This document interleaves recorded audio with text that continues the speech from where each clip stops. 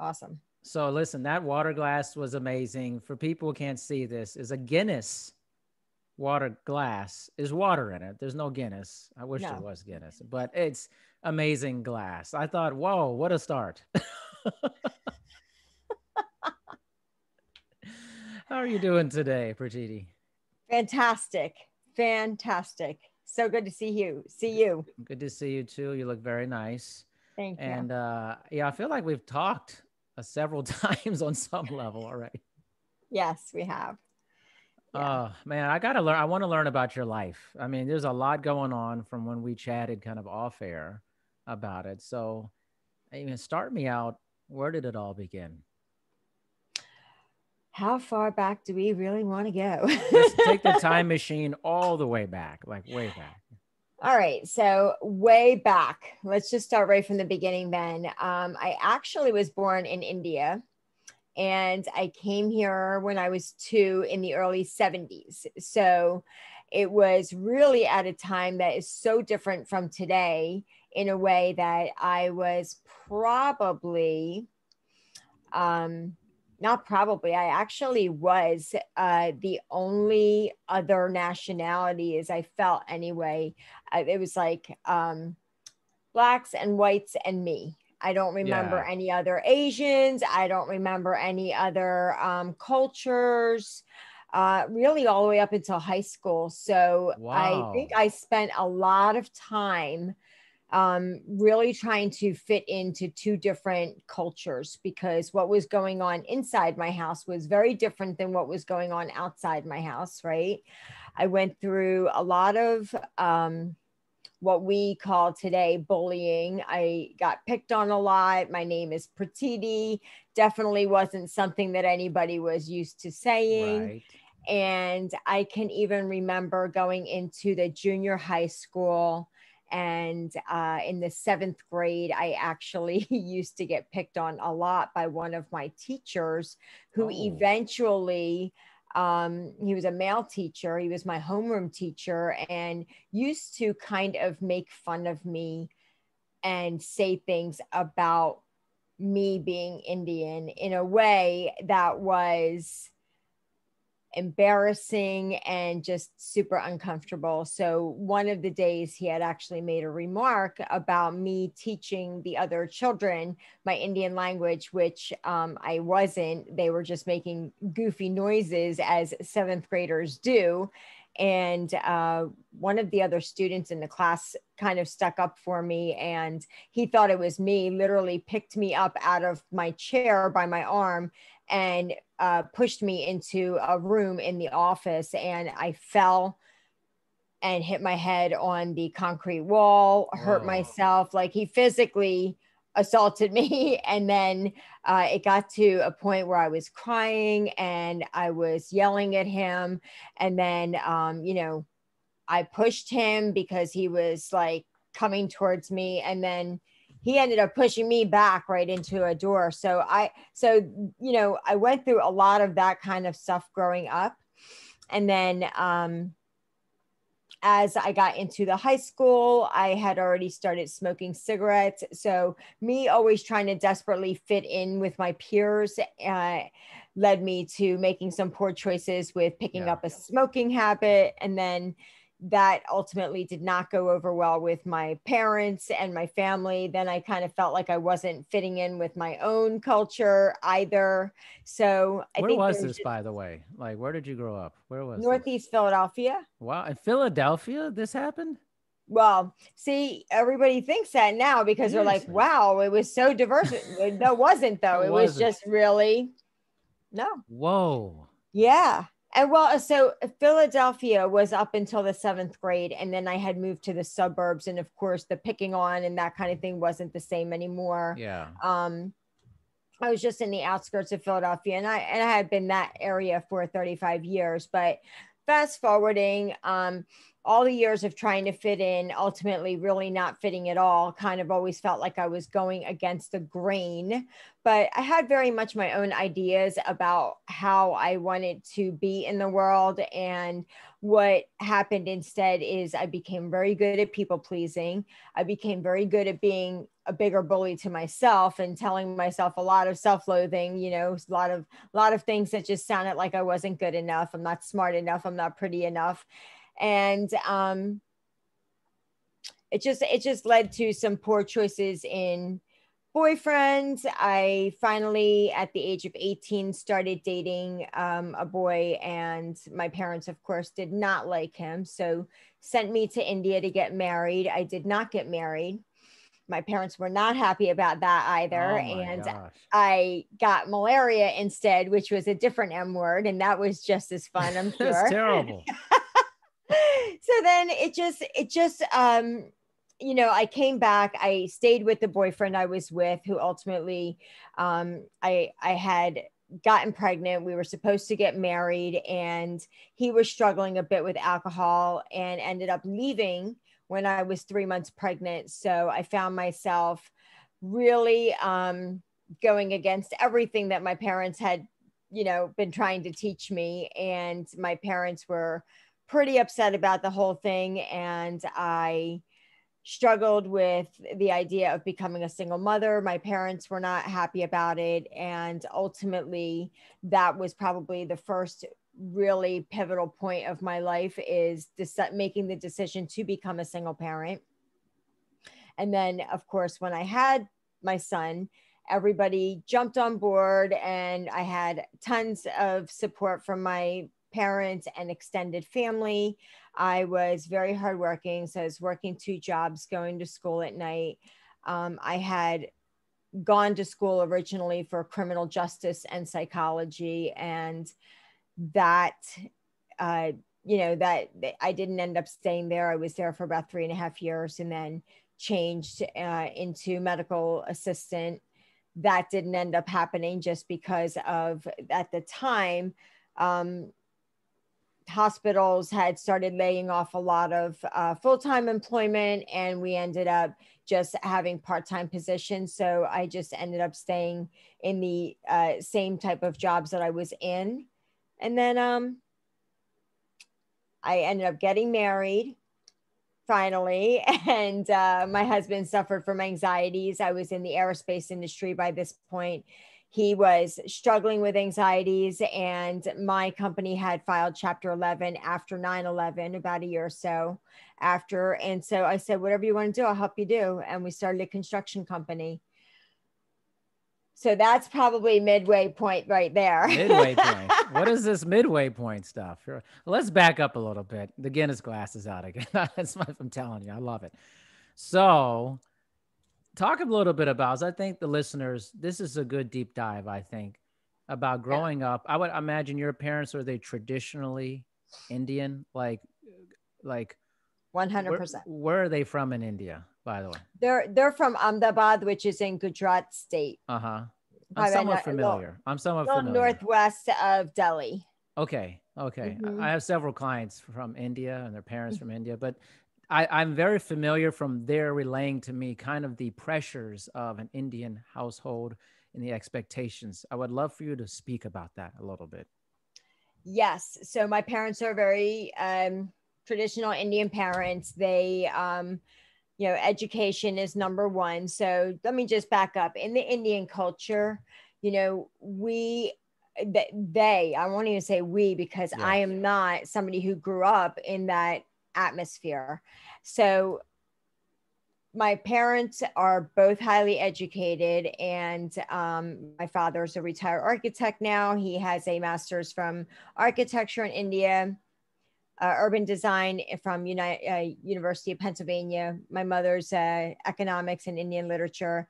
And when you're growing up in India, you are primarily, as a child, your number one job is you are a student. That is it. You're a student and you're a family member. So you go to school, you pay attention, you learn, you come home, you participate with the family. And um, there's just different phases of their life where they just are a student, they go to college, they pick a career, they get a job, then they decide they're going to get married, they have a family, and that's it. You know what I mean? It's just step, step, step.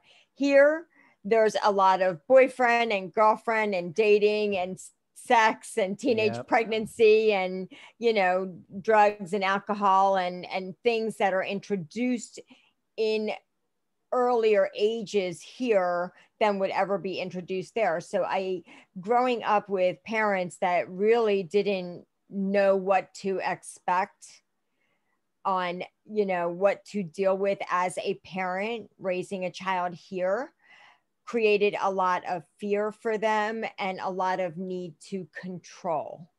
And in that process, my parents were very strict, didn't for 1 second understand how it was even possible that I could be smoking cigarettes to fit in with kids. I'm pretty sure my parents at that point just wanted to kill me. Yeah. And they,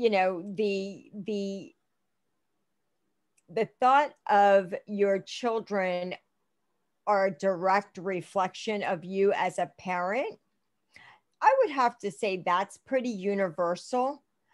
But to what serious level of that thought is very different, right? Here, we're like, you better act right because I don't want people saying that I'm not teaching you good things. Yeah. There, it's like, you better act right. Otherwise, you're going to destroy our family name. You know what I mean? Like, Yes. it's very different. It's very extreme.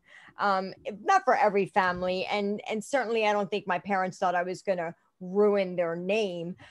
Though at the same time, I think their fear was more of a protective base. We have a daughter, she's smoking. This could lead to bad company, and that could lead to bad boys. That could lead to worse things than cigarettes, things that are very normal to be afraid of and to be cautious of. Though I think because they were not used to, and I can't even say they weren't used to, but they have probably zero familiarity with having a conversation like that as a parent with a child about these subjects. Number one, they went to all of my school things. So they got to be a part of, drug awareness night and, all of the different types of things that parents and teachers get together for.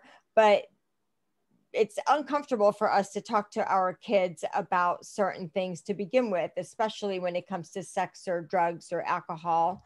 And then when you're somebody who is an adult who probably never had that in their lives as a child, so they never had the talk from their parents to them. So it's a very new concept, right? And the fear is even greater when you are like, oh, I'm going to mess this up, or how do I even have this conversation, or I have zero clue of what I'm doing. I just need to beat you and make you listen. You know what I mean? Because that's about what else do we do?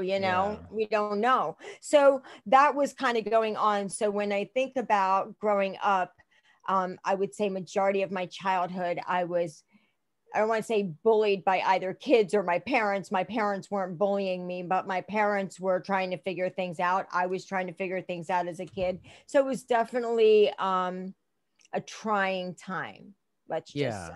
And you were sent to India for essentially an arranged marriage, it sounds like. Is that what this was for? It is, but when you say arranged marriage, it almost implies that, hey, I'm coming out to meet one person and they're going to arrange the marriage. So what they are doing is they're introducing you to some choices. Okay, this sounds like a lot like that show Indian Matchmaking on Netflix. Very much like that. Yeah. So, it's almost like, I don't want to say match.com because you're matching yourself. But if you think about it, it's very similar to if I were to say, hey, I have a friend. I have a male friend and I have a female friend, and I think that they would be a good match for each other. I would introduce them. I would say, hey, John, here's Mary, and Mary comes from a good household. John's got a good education. We know both families. They come from good families. You guys would be a fit. So that's kind of what they're doing, is different families and friends that know my parents might suggest certain matches. So then they took me out there to introduce me to these different matches. And I was like, no, no, no. And oh, No, by the no, way, no. no. Lots And of no. no's, Pratiti. I know. And my dad was like, why do you keep saying no? Everybody keeps saying yes. And I'm thinking, like, no, are you kidding? I can't even fit in anywhere. And you want me to be with somebody from a completely different background than me? That's a very scary idea for me. So I was Yeah. just like, absolutely not. And I also thought I'm way too much of a person for an Indian man to even be able to deal with. I was like, I have very strong ideas about the world, and and then, you know, I also had my own concept of what an Indian woman should be like and act like, Mm. and clearly I was already not being that woman.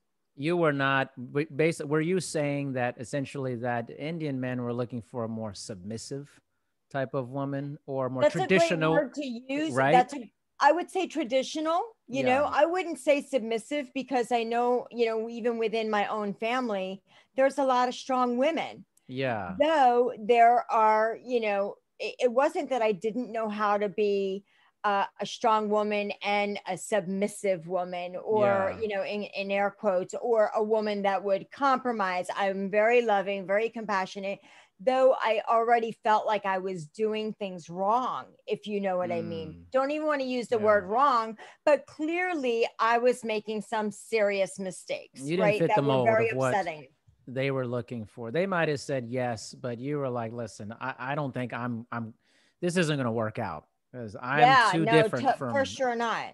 And I had zero experience dating here. So I just had zero experience altogether, you know, and I yeah. already like with my minimum exposure to the world, I would say, because my friends in school were just my friends in school. I wasn't a girl that hung out at the mall with my girlfriends. I, you know, again, my parents were strict. They didn't have me like out hanging out with people. So even with that minimum exposure to the outside world, I was screwing things up just by me smoking cigarettes and not doing well in school. So it was like, yeah, this is not going to work for sure. I'm sure an Indian man's going to want somebody who's not smoking and knows what they're doing out there in the world. And I'm not that person. So I not only did not think that they were a good fit for me, but I definitely did not think I was a good fit for them. And that was probably the stronger of the two opinions. Mm, I see. So for What sure. I find this fascinating, the whole, introduction, the person. You're like ethnically Indian, Yeah, but I'm you, 100%. right, but like, so when you go there, you're immersed in a world that you may look like people who are from it, but you're nothing like that, No, and I actually. stood out like a sore thumb when I was there. They were What do you like, mean? uh, my hair was cut like the 80s. Okay. I'm going to India in the 80s. All right. So let me just tell you, it was like an Indian Farrah Fawcett walking around for them, Wow. you know? Wow, that's I mean, really I had different. all the layers in my hair, Yeah. bangs, and a cigarette. Yeah, okay. Here she Not comes. fitting in. Here comes Exactly. Pratiti. It was like the Indian Pinky Tuscadero walking around, you know? Wow. Was it shocking, like being there, just the different culture and the customs, or were you just used to growing up? Like your parents had kept a lot of that with you, or? Oh gosh, yeah. I was used to standing out. That's number one. So Hmm. standing out for me wasn't like, oh, this is so weird. It was in some ways, and just because now I was standing out amongst all Indians versus standing out amongst all Americans. Yeah. And I just felt like, well, you know, inherently I am Indian and I stand out amongst Indians. Also, I have been in the United States with Americans my entire life and still stand out with Americans. So it's just like, I felt, you know, that is obvious reason today when I look back on where all of the self-loathing and I'm not good Mm. enough and I don't fit in and I don't belong came into play. And it's obvious on how easily I became a people pleaser and just, you know, desperately wanted to make those connections and create relationships that were meaningful and didn't really really know how to. And so Yeah. therefore I just kept so much of this to myself.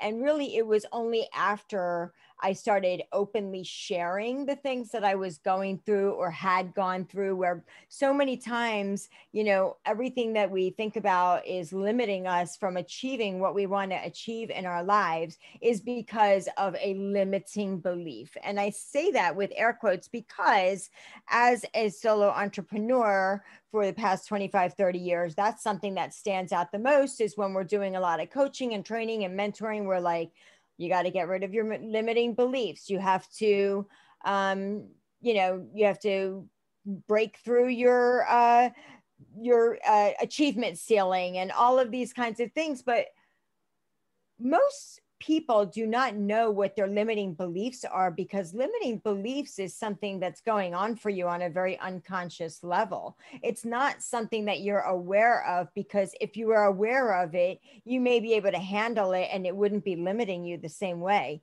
It's these underlying belief systems that you create through your childhood experiences that you make them mean something, right? It's all about the story that we are choosing to tell ourselves about our life experiences.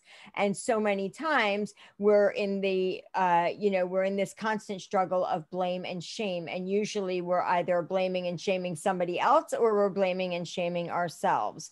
And even when we go through different experiences where maybe we got bullied, maybe we got abused in some way by someone, we so many times become the victim and they're our villain. And at the same time, we are also the villain, because we're like, what did we do wrong? How could we avoided this? How come it was me? We end up blaming ourselves for how something bad happened to us. So if that makes Yeah, it sense. makes sense. I mean, you went deep into it. You started going in. I'm a life coach. I'm a See, realtor and a business and life coach. So I will always go deep. you went life coach level for a second there, which Yeah. was great. Now we're at midpoint. We're at the midpoint. All right. Let's go start at the midpoint and let's jettison off. Where are we going from here?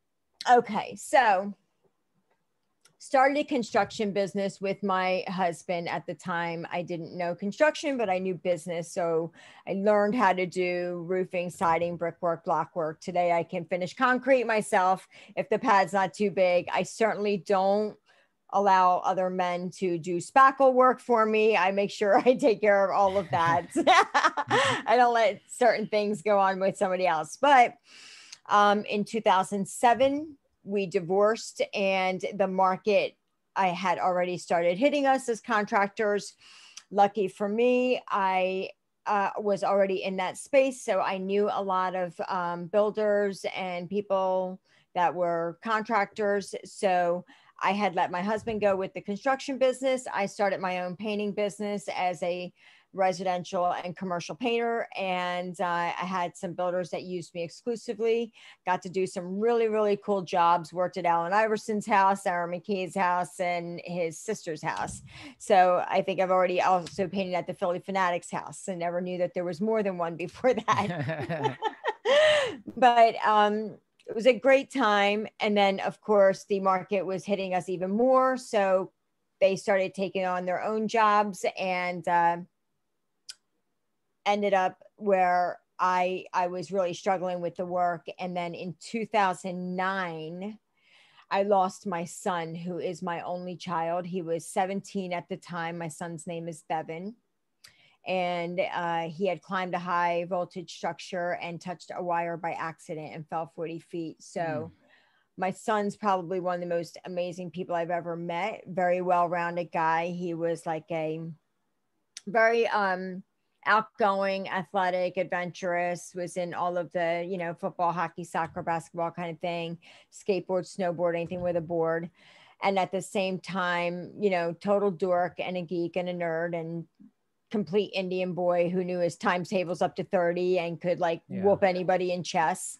But I mean, I'm honored to have been his mother. He was really, really like just really a cool guy to hang out with, probably somebody I enjoyed being around more than anybody else. So yeah. It's amazing that really wasn't that long ago that No. happened. And you seem to have such a perspective about it. Like some people I have on and they chat about stuff like that. It's still really like it's hard to talk about. It's extremely hard to talk Yeah, about. but you seem so poised about it when you talk It's about it. okay, so of course it hasn't always been like that. I'm coming up on 12 years, which so many times somebody might think, oh, okay, 12 years, that's, pretty significant amount of time. But for me, to be quite honest, it can feel like 12 years. It can feel like 12 minutes. There's times where it feels like, holy crap, like I'm in it in that moment. I would have to say it in this way. It's not as intense as often as time goes by. That's the best way I could describe it. I know there's a lot of bereaved parents who would say that it feels softer or it gets softer. The way that I can describe that feeling of softer is it's not as intense as often, where before I might have been on the floor every day. And now I may have a moment of feeling choked up, but I can manage myself pretty quickly. Today, I choose when I want to feel connected and emotional, and I want to do things or listen to things or watch things that will absolutely make me cry and feel super emotionally connected and loving towards him, which I do anyway.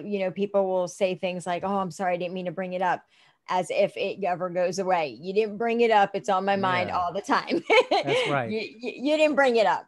So yeah, but probably for the first 2.5 years, I just wanted to jump off a bridge every single day. For over a year and a half, I couldn't even prepare a single meal for just me. I was grateful that I was, staying with my parents at the time, which was a very temporary thing. My son and I were in the middle of selling the house, and we're like, hey, let's shack up with my parents for right now. We decided to rent our house out to a family that needed it. And it just so happened. And so I really want to share one message that is probably one of the most powerful messages that I've given to myself, and one that I find extremely important in our lives. And I want people to know that no matter what horrible things happen in life, because we are here to experience life as human beings, there are always things to be grateful for. And there are always things to be grateful for, no matter what. And the fact is, we are here going through life as human beings. And there's nowhere ever that was told to us that being a human being, it's just going to be happy all the time. And we spend an awful lot of time, the moment that somebody sees somebody else crying, or our kids are hurt, or anybody's upset about anything, that we're like, oh, let's hurry up and try to fix it so that they can feel happy again, or so that we can feel happy again. And that's not the point.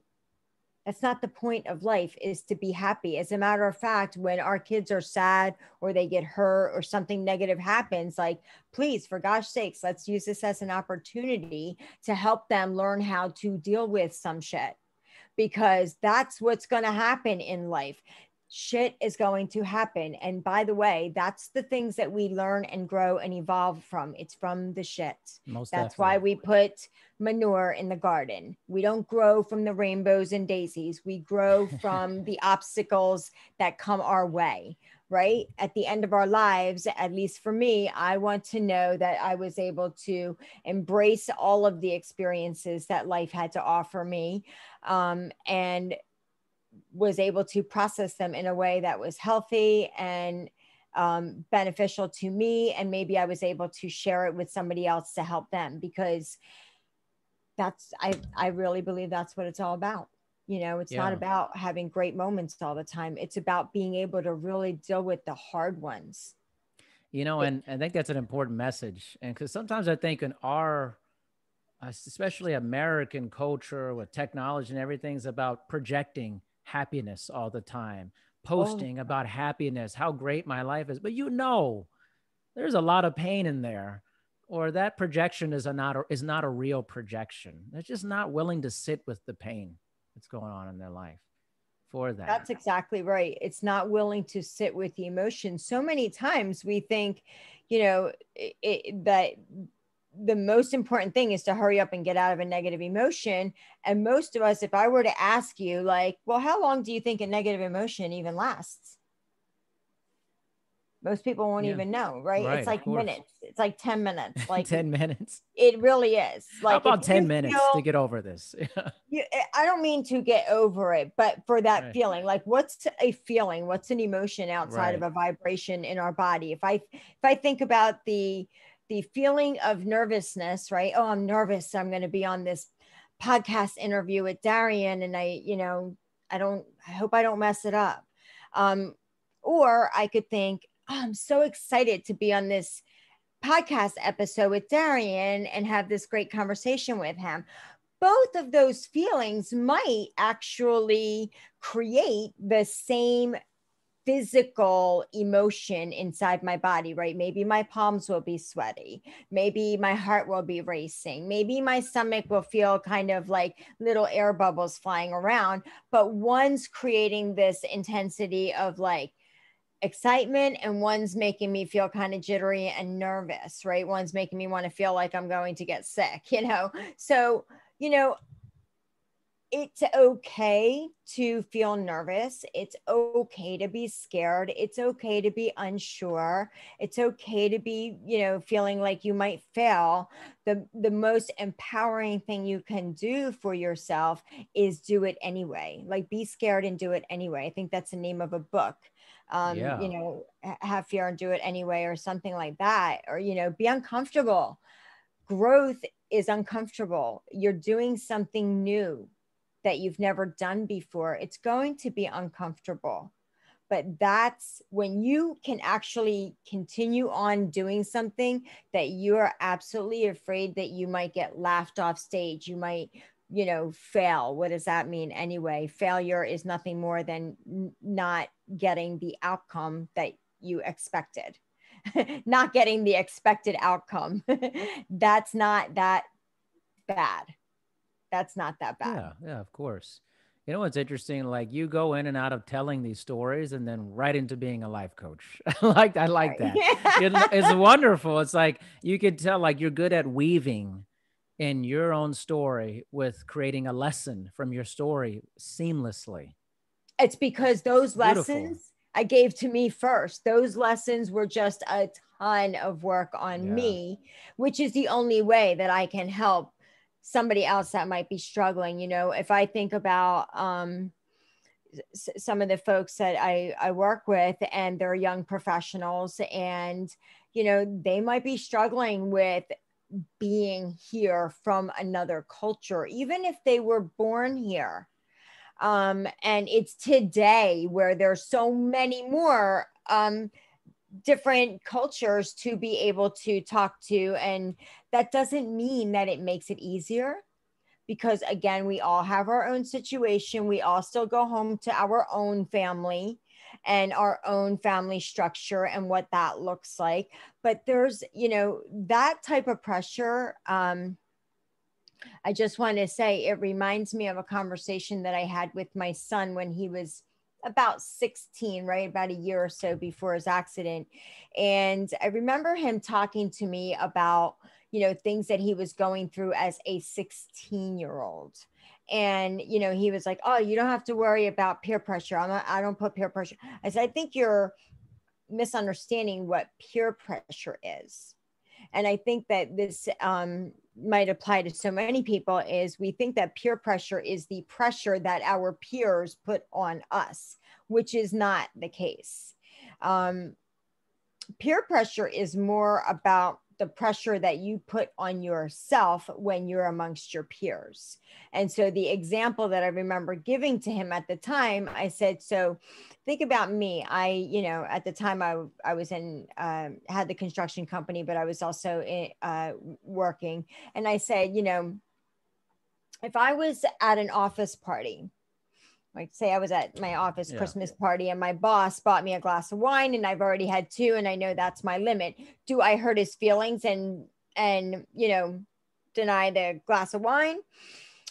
Or do I people please and accept his wine so that I don't hurt his feelings? That's peer pressure, right? is putting the pressure on yourself because of what you think somebody else might think.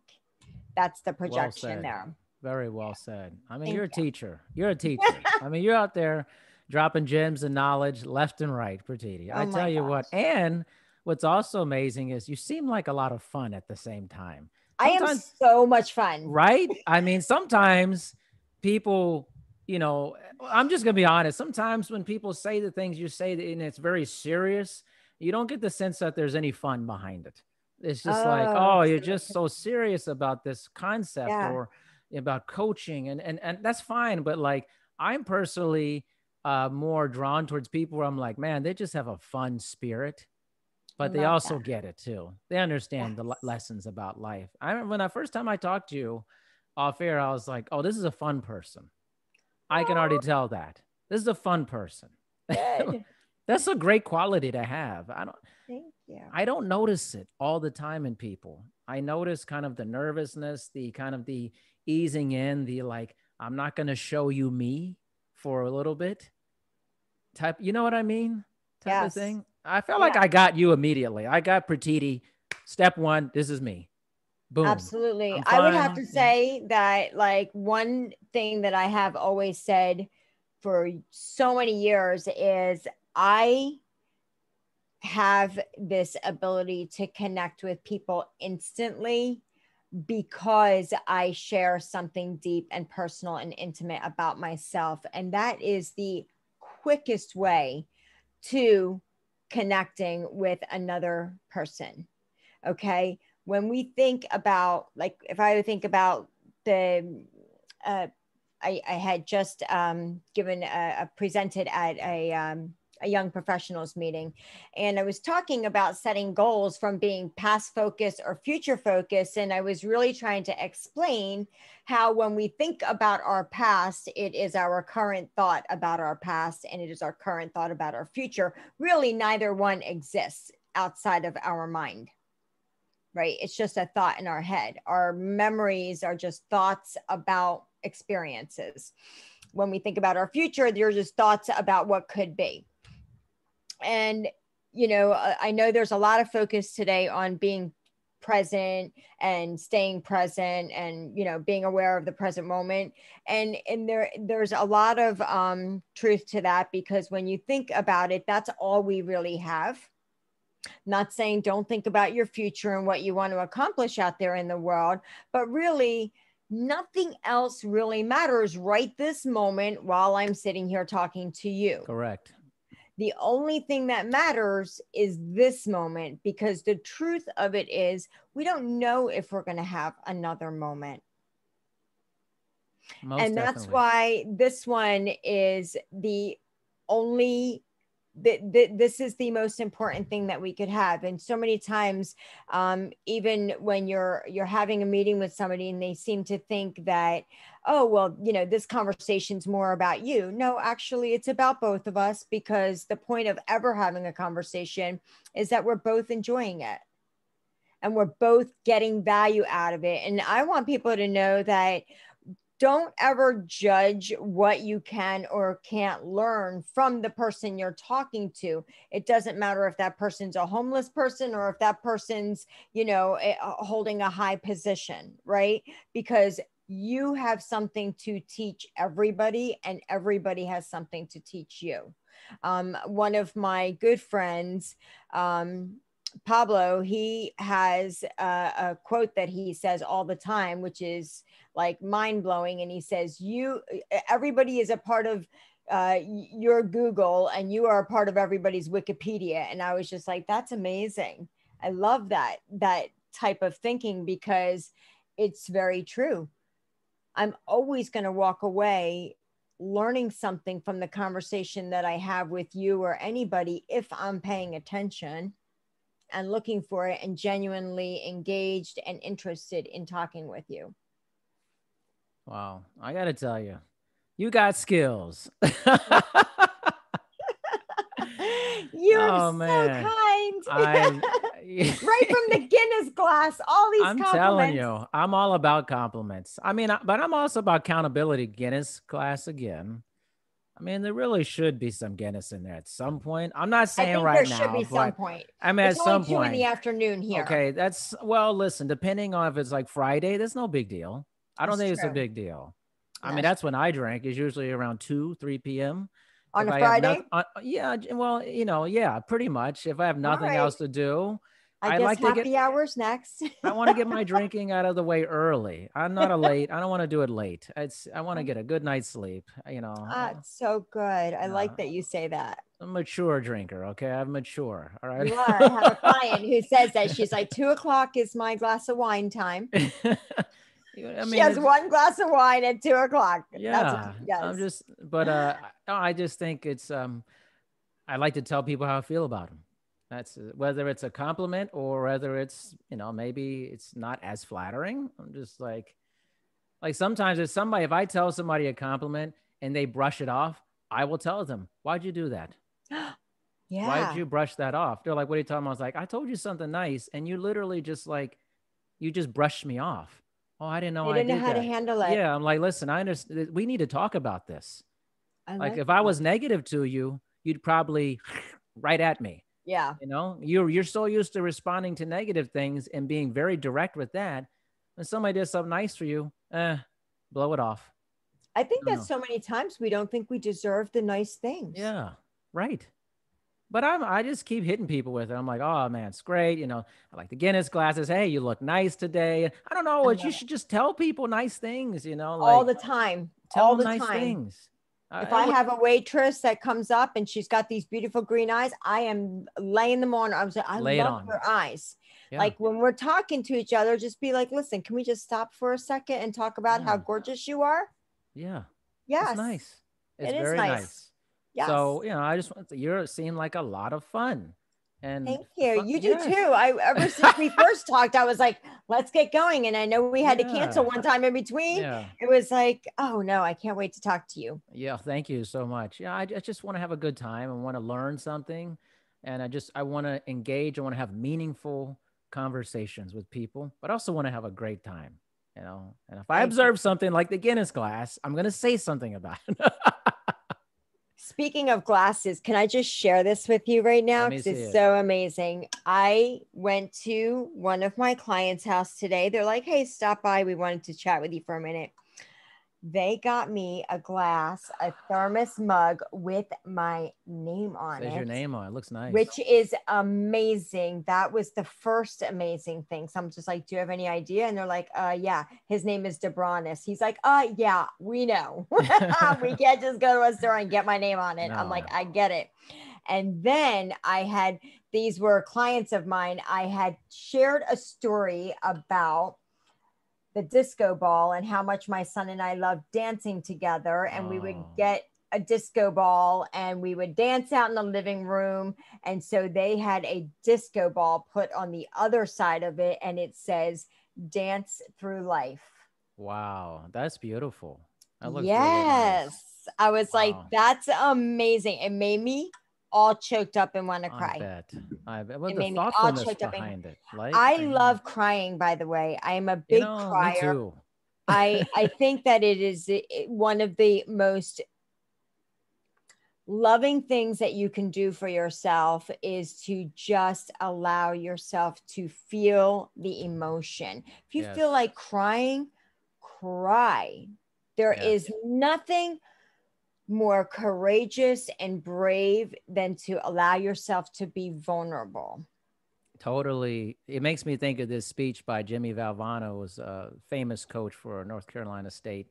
And he had cancer and he passed away. In his famous speech, he said, if you laugh every day, you cry every day, you smile every day, that's a pretty good day. That's like a pretty good day. It's a wonderful day. Right? Yeah. I mean, Love it. I get choked up by a lot of things, especially if I'm watching a movie. And my daughter, she's 9. She's like, there you go again, Dad. You just always getting worked up about stuff. I'm like, it's so beautiful. I love it. By the way, I thought your conversation with your little girl on one of your episodes was absolutely beautiful. Oh, thank you. That Yeah. was it. That was a good one. I try to just have fun with her and hopefully learn a lot of lessons in life. I mean, all I can do is teach her and see where life leads. I Absolutely. don't own her, man. Absolutely. I'm guiding her in life, and hopefully we'll see where that leads. And I she's just, guiding you right back because, Mhm. I mean, we grow so much through the birth of our children and through Yeah, raising our children. I cannot tell you how much I have, like, just a tremendous amount of growth through the loss of my son. And yeah, that is one of the things that I am very passionate about, as well, is just taking the time to understand that we talk a lot about post-traumatic stress and abuse and things like that, but I want us to be more focused on post-traumatic growth and being mm, able to grow through those yeah, experiences, because the people that give us the most trouble, the experiences that are the most difficult or challenging or hurtful, um, are the things that we grow the most from. These are the moments and people that are our greatest teachers. most definitely. There you go again. Just, Yeah. just right into it. I love it. It's just amazing. Listen, our time is up, but what a conversation! What a beautiful conversation! What a Yes. beautiful person you are. Thank Thank you. you so much for spending time with me, Pratiti. I love the work that you're doing out there, Darian. I love listening to your Thank show. you. So keep it up, because it's beautiful what you're doing. And it's been an honor to uh, be out here, and it's a privilege to talk to you. Thank you so much. We will be in touch.